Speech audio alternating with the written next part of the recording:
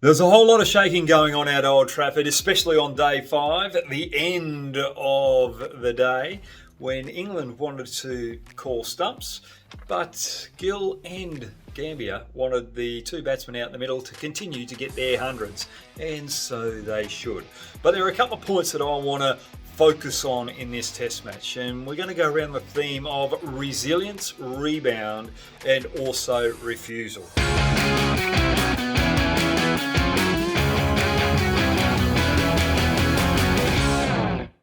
We'll look at resilience first. The body, sometimes it wants to give up, but the will just pushes you through. And we're talking about Ben Stokes here.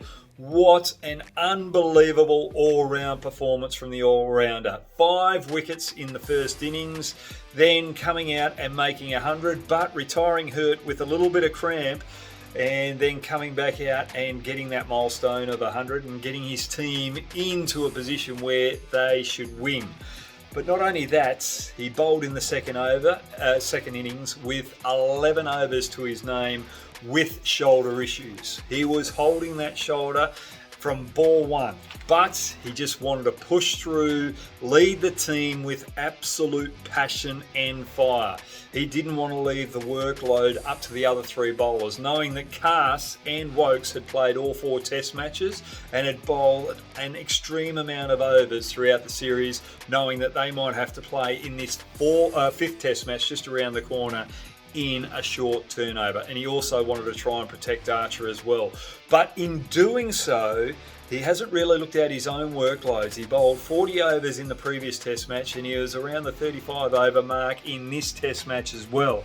Remember that he hasn't bowled much over the last couple of years. So Ben Stokes, he had that will to just lead the team from the front and put his body under pressure. And that is true leadership.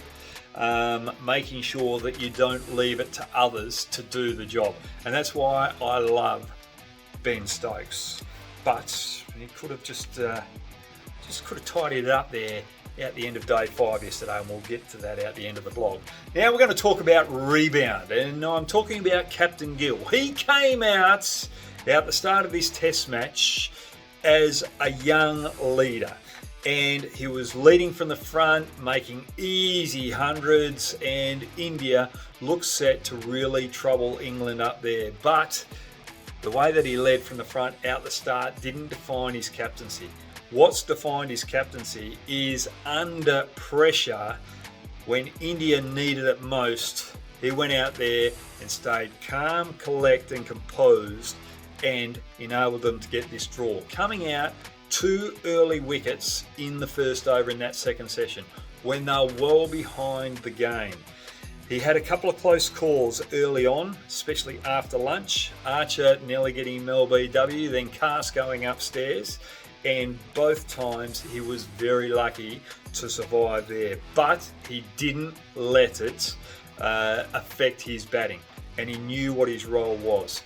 He was working out it ball by ball. He wasn't looking at the scorecard. He knew what the job was, and that was to bat for a long period of time. And he did, and he got through a few overs with that new ball, but still a rash shot there when he was on 102, I think it was, to Archer, just flaying outside off stump there where he should have left that one. But other than that, he set day 5 up for Sundar and Jadeja to finish the job off. So a great rebound there by the captain, revealing that he is a captain that is set for all conditions, especially when it comes to chaos. So great leadership there. Calm, composed and collect old Captain Gill.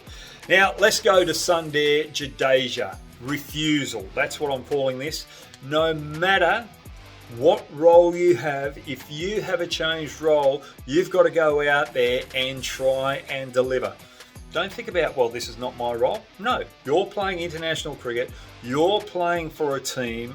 It doesn't matter what you're actually doing. If you're in a job and someone asks you to do something that's outside your rim, that's when you got to stand up and go and try and deliver, because that's when you stand out for the rest of the pack and you show that you're adaptable. Now these two, I just love the way that they went about it. They had to bat for 3 sessions to save the test match for India. Sundar He's gone up the order. He was playing and missing out a couple of balls, but he didn't let it affect him. And the other thing is too, when they were getting close to their hundreds out the back end, and they knew that they were coming to that drinks break on day 5, they didn't go after the bowling to try and get their hundreds, because they knew that if they lost a wicket or two, then England could fire up, and if England have got 10 overs, 12 overs, they could probably go after a reasonable total and knock it off as well. So they did the job right to the end. So well done to those two. It just shows that sometimes you don't go after the milestone, you just do the team role. So well done to them. Now, we went through the old resilience, rebound and refusal. Ben Stokes showed that the body can sometimes give up, but the will keep you going. And Gill showed that he was on the rebound there. He was under a little bit of chaos, but he was just able to change his approach to the game and settle in there and bat time. Brilliant leadership. And then you had the refusal with Jadeja and Sundar out the back end. So which are you requiring right now, whatever you're doing out there in your time? Now I just want to just quickly talk about England in those final stages.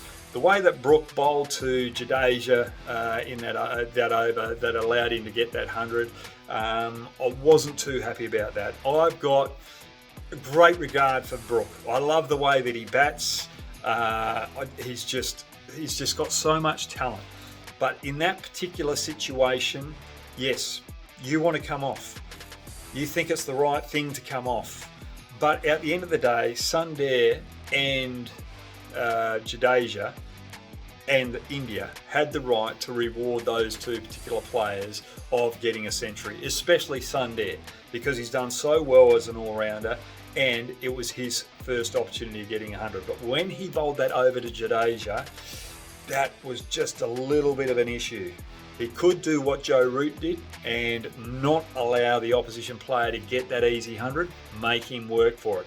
And if you made him work for it, you could have got him out. And then India would have looked a little bit silly at that particular stage for continuing the game to get Jadeja's 100. But when it came to Sundar, you had to make him work for it. And that's what Root did. And Harry Brook, to his credit, changed it up and tried to make Sundar work for it out the back end. But the way they went about it in those final minutes of this test match was not good enough from England, especially with the way that they've played the game over the last couple of years. But I'm going to say it doesn't define them.